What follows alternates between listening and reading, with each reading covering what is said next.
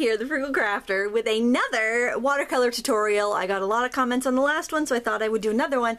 And this time, I think I'm going to start with our basic sketch. I'm going to do it in a marker so that you can see it a little bit better, because it's a little more complex than eggs in a nest. We're going to do some flowers. So the first thing I want you to do, and if you want to watch me sketch it and then pause it and sketch it yourself, that's fine. You can always rewind and go back and watch it again if you need to. So we're going to do, I think, some cosmos or coreopsis, some sort of daisy-like flower. You can, of course, do this whatever color you want, but I'm starting with basic shapes, just putting in some big ovals where I want the flowers to be. And I'm give them some stems here, and a little bud over here, another little bud over here, little spiky bits underneath. Now, as you can see, I don't put a lot of detail in my sketches. We're going to do that with the paint. So this you want to do with very, very light pencil marks. I'm using a marker so you can see what I'm doing. So then each petal, I find it's a lot easier to put my petals in if I start with kind of like, I think of it as points on a compass, and I do north, south, east, west, and then I can fill in around there. You don't need a lot of detail. We're just giving some like some daisy-like petals at kind of spiky ends, like a cosmos or a coreopsis flower does. So when you're looking at something straight on, you'll have more of a circle. As the brown flower is tipped away from you, you're going to have more of an ellipse. And so the petals closer to you are going to be foreshortened or maybe even turned up, while the ones that are out to the side are going to be longer. Your brain knows they're all the same length, but when you look at it, your perspective is skewed. Now you want to keep this with really, really light petals, light lines, and you know, just sketch it in. If you don't want like these spiky petals, you could just do smooth, round daisy petals. You can actually just draw them in as daisy petals and add the points with the paint in a couple minutes. Alright, so we have between 6 and 8 petals on each flower.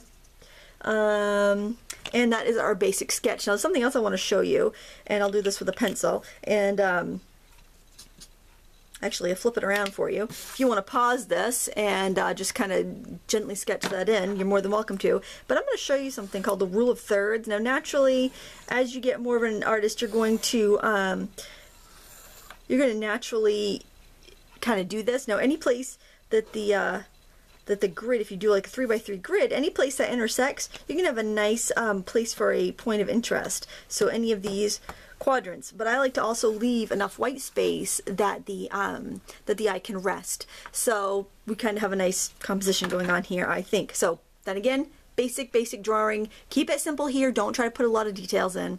It's very easy. So here is the watercolor card I've already sketched out. And what I'm going to do is actually tape this down to a piece of foam core. I'm going to fold my card and use painter's tape to tape it down, and then I will end up with a really nice white border on the outside of my card. So last time, our last tutorial, we had a rough organic border. This time we're going to have a really nice, neat border. I think it might be a little easier to kind of stick the tape down, make sure it's evened by looking at the back of it, and then stick it down to your paper when you're happy with it. And use painter's tape because it's not going to tear your watercolor paper as easily as masking tape will. You can try masking tape if that's all you have, but this is not that expensive. You can get a roll of it for a couple bucks at Walmart and it will last you quite a while. Or if you have any left over from painting rooms, that will work good too. I don't get the, you know, you can buy artist tape, which, you know, cost $8 a roll, or you can get this for $2 a roll, and I think it works just as well for taping something down that you don't want to tear. Alright, I think I've got that pretty even. I'm going to stick that down onto my little scrap of cardboard or foam core here. And again, I will paint upside down so it will be right side up for you. And instead of using a water brush, I'm actually using, I have a 10 or an 8 round. I'm using a number 10 round nylon brush. They're quite affordable. You can get them in sets, or you can get them individually, and I find this to be my most usable size. And I'm going to zoom in right off the bat. There we go. And we're going to start with our background, and what I want you to do is wet your entire paper. Oh, make sure that you did press down your tape good before you wet your paper. All right. Like I said, if you want to watch the tutorial all the way through, sometimes that's nice too. Watch it all the way through, see how it all turns out, and then you can, you know, do it right from the beginning. Watch it through a couple times if you need to. Yeah, this is going to be a quick project, and I think you're going to learn something. All right, so we are going to do a wet into wet wash, and I'm going to start with some ultramarine blue. I'm actually going to rinse that little puddle out because I don't know how clean that ultramarine blue is in there. And I'm going to add a little bit up towards the top. Just kind of dab it in. I am avoiding the flowers, but I'm not going to worry about it if it gets in the flowers.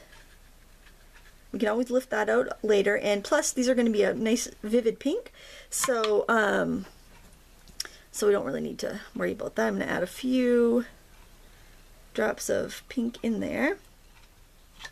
Just let it blend. Look, my paper's very wet. This color's going to blend. Oop. I want some sap green.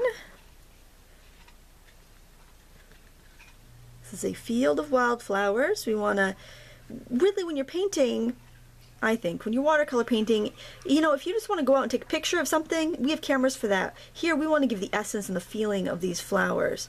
So, just dabbing in some color. And I can even mix a little bit of the ultramarine with my pinky red. You can use alizarin crimson or rose madder or whatever you have that's kind of a cool red. I'm just going to add some of that in there too.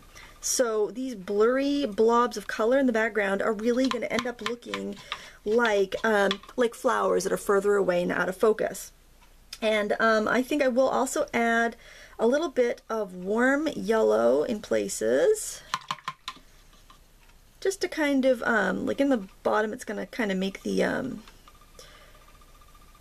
some colors come forward. And it's also going to introduce the color we're going to use for the center of the flowers. And I like to get a lot of those colors in right off the bat. Another thing to think about when you're doing watercolor is that your colors will dry lighter. So if you're freaking out because of how dark this color is, don't worry, it's going to dry lighter. I'm going to go dry this with my heat tool or hair dryer or whatever, and we'll be right back and we're going to start painting the flowers. So let's dry this and come right back. Okay, we're back. Our picture is dry, and I want to show you something here. If you look at the edges, any place you have a puddle and it dries different, you know, you have like puddles here and there that take longer to dry, you'll end up with something called blooms.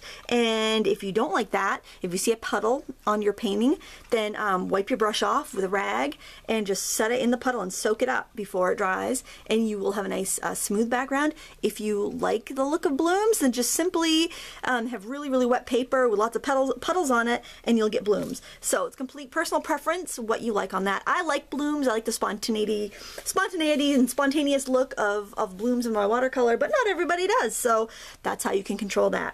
All right, I love the number 10 round because it's a very versatile brush, and we're going to do this whole painting with a number 10 round. You could also use your water brush if that's what you have. I think you should always try to use what you have before you run out and buy new supplies, because it might work just fine. And don't go crazy buying a zillion new things, because learn what you have, learn to use what you have, and then add to it gradually, so that way you'll actually know how to use what you've purchased and you won't get overwhelmed. All right, so I've wet this little bud here, and I'm going to put a little bit of that cadmium yellow in there. And then I'm going to grab some sap green, and I'm going to add it to the bottom and just kind of let it, touch it up near the yellow and just let it do its own thing. And I'm also going to drag the stem down and pull my little spiky shapes off. I hope my hand's not in the way there. Alright, and I'm going to call that good. And then I'm going to, while I'm at it and I have this color on my brush, I'm going to go ahead and paint in the other stems. Now I often will like to turn my my card, my painting, while I'm working, and that's why I taped it to a foam core board instead of just taping it directly to my work surface because I want to make sure I can move that if I wanted to. And if you want to add any other little grasses in there, feel free. This is your picture. Kind of drag some of that color out so some of it looks a little dark to me. And you can go over and do the same thing to this little bud here. I really don't think you can mess this up. I mean, the colors are beautiful, the paper's beautiful. Almost anything you do on it's going to look nice. Again, I'm working on the same cards I used the other day, and this is also a really great way to kind of break the ice before you start a painting. So if you really love this, you can always do it as a painting. You can always make it bigger and get a piece of more expensive paper if you want to. But these are inexpensive, so you don't have to worry that you're wasting supplies. And remember, you can always go in and refine. If it looks a little too loosey-goosey, then refine it later. All right, so to do the petals, I am going to, because I like really watery looking watercolor, I'm actually going to go in and I'm going to wet a petal. Actually, I'm going to wet a few on different flowers. Make sure you wet petals that aren't touching each other. We're going to do what's called the open drip technique, and that is when you drip wet color into a wet area, just a selected wet area on your canvas, or on your paper rather. You don't want to wet two adjacent areas because then the colors will just run to each other and you won't have that that nice effect. I wouldn't go all the way out to the edges with your water because you'll want to have a little bit of control there. So what I'm going to do is actually take some of that, move my palette so you can see it, some of that pinky red, and I'm going to take some of my ultramarine blue, try to get it not too watery, and mix them together. I want to have a purple, but then I want to also have the red on its own. I'm going to pick up some of that red on its own, pick up a little bit of the purple, and then I'm going to go on the tip of one of those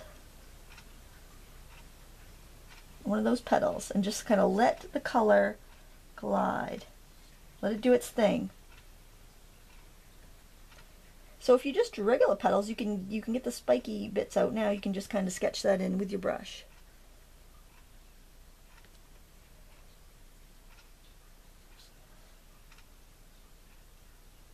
And if you don't love this, if this is just not your cup of tea, you know what? It's just a card. You mail it off. You never have to see it again. That's what I love about these projects. All right. So now what I'm going to do is take a wet brush to help it kind of blend a little bit. I'm just going to pull. You can just let it blend and do its thing, but I'm actually just pulling it towards the center a little bit to make sure that it does carry the color. Cleaning my brush off and pinching off the extra water, just so that I can have a little variation. I don't want a flat colored petal. I want there to be some variation. So that's why I'm rinsing off my brush when it seems like it's getting a little clogged with color. If we were going to paint really light petals on top of this background, we would have wanted to lift off some of the color after we painted the background with like a paper towel, but we didn't need to do that this time around. And you can smooth out any edges that are rough. And if you want to darken some of those petals, or if they just look a little too blah, you can just add in a drop of the purpley color that we mixed. And since a lot of those petals are kind of spaced apart, I'm going to go in and color the other ones while I'm at it. And this stage is also going to take a while to dry once they're all painted in, because we have very wet paint here. I think I can even sneak in there and do this one because there's quite a bit of space between those petals.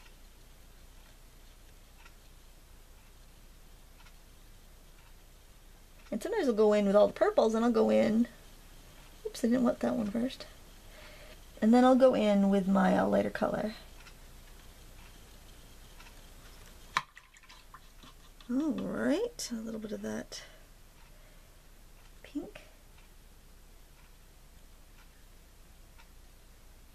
And the neat thing about watercolor is that the paint will really just wants to flow wherever you put the water. It doesn't really want to go on the dry paper. So you can really control where your paint goes that way. And just for time's sake, I'm actually going to go in there and just kind of get these last couple petals on and try not to let them touch the other ones, but if they do, no big deal. You can take your time. What I usually do is I'll have like a few paintings going at once, so that way I can while I have petals drying on one painting, I can be working on another painting. So I'll have like 5 or 6 of these going at the same time and just kind of skip around and work on them bit by bit. So that's something you might want to do. I'm looking at the monitor. Actually, I think this is kind of pretty. It's very loosey-goosey, which, you know, may or may not be your cup of tea, but it's, even if it isn't, try it, because it's fun and it's a great warm-up. And, you know, don't put pressure on yourself to create a masterpiece. Let it be fun. You know, remember what it was like to paint when you were a child, and, you know, you didn't care how it turned out. You just liked playing in the paint. That's how it should be. That's how painting should be. Yes, it can be difficult to develop your craft, and yes, you have to be dedicated, and, you know, if you want to, you become a great master or something. But if you just want to paint for fun, then have fun. Paint. Nobody even has to see it if you don't like the way it looks when you're done. Just enjoy it. Nobody says the product has to be good. It's the process you should enjoy. All right. I'm going to dry this, and then we'll come back and we'll paint the center. So keep working on your petals, and we'll be back in a moment to do the centers. Okay, I've dried up those petals. We're going to grab a little cad yellow, and that's your warm yellow or new gamboge, whatever you have that's more of a warm yellow. I'm just going to dab in my centers here. And while I'm at it, I am going to grab a little sap green. Each time you see me reach over, I'm rinsing my brush off and I'm pinching off the excess water, because I want it damp, but I don't want it sopping wet. And generally, as I work, my brush gets drier, my paint gets drier. So drier paint, drier paper, more detail. So I start off loosey-goosey, wet paint, wet paper, and everything gets drier as I go. So I'm just going to throw in some details on this bud. And, you know, if this freaks you out, if you don't like having such a large brush, go ahead and switch to a smaller brush if you want to. It's up to you. Watch this. I've put in some pretty wide lines. I could leave that like that, but I'm actually going to take my damp brush and just touch it to the edge and blend it over. I actually haven't even used a rag once to wipe my brush up on, mainly because I left my rag on the other side of the room. You know, so if you want to if you just want to dab your brush on a rag, you go for it. A lot of times I like to go and paint in nature, and I forget stuff, you know. I'm wiping my brush on my jeans, and, you know, I'm not going to go all the way back home just to get a paper towel. Doing these little spikies at the bottom of the plant there. And then I can add any sort of details that I want to on my flowers. And I'm going to use a mix of, a fairly concentrated mix of, let's see that there, of ultramarine blue and that pinkish red, alizarin crimson. And I'm just going to go in there and try not to get into the yellow, because that's going to turn into brown. That purpley color will turn into brown if it touches the yellow. You can take more time with this. You know, this is just a demonstration. I just want to show you a few ideas, but absolutely take time with this if you want to. You could sit and spend hours. I won't spend too long because you don't want to fuss with it, but, you know, have fun with it. It's for fun. It's just for fun. You know, if you want to sell these in a craft fair, go ahead. I don't mind one bit. If you want to share what I've taught you with somebody else, you want to teach somebody else how to do this, you go for it. I do not hoard what I know, as you, I might not know much, but I'm sharing it freely, folks. There we go. So, you know, add any details you want. I like to add a little spatter to this. And my camera's about to shut off, so I'm going to say farewell, and thank you so much for watching. If you like it, give me a thumbs up, And oh yeah, take your tape off and you'll have a beautiful border. I want to thank you so much for watching. Until next time.